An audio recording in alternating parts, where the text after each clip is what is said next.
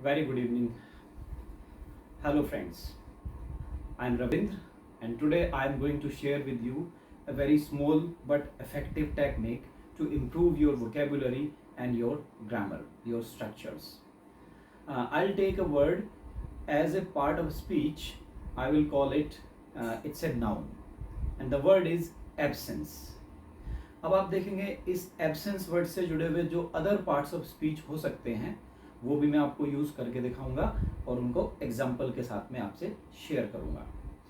Absence एक part of speech को देखें तो एब्सेंस एक नाउन है and the absence means to be away और out of the place where you are expected to be.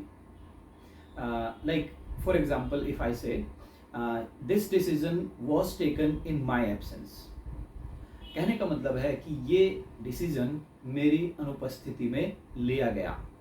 तो इफ आई से एब्सेंस दैट मीन्स अनुपस्थिति। आइए देखते हैं इसके दूसरे पार्ट ऑफ स्पीच को भी, और इसका दूसरा पार्ट ऑफ स्पीच है एब्सेंट। एब्सेंट दो तरह से काम करता है। एब्सेंट एक वर्ब की तरह भी काम करता है और एब्सेंट एक एडजेक्टिव की तरह भी काम करता है। आइए देखते हैं इसको वर्ब की तरह कैसे यूज करें।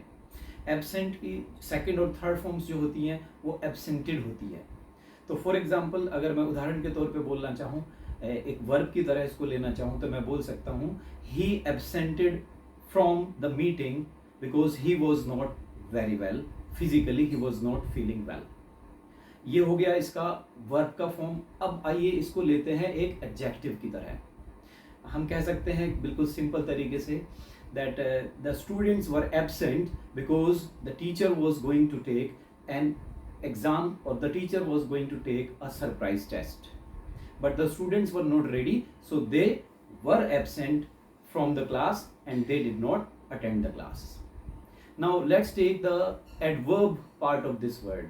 If you say absent, so absent is an adjective plus it's a verb. You can also use it in an adverb form. You have to put ly to it. जैसे absent plus ly तो हो जाएगा absently.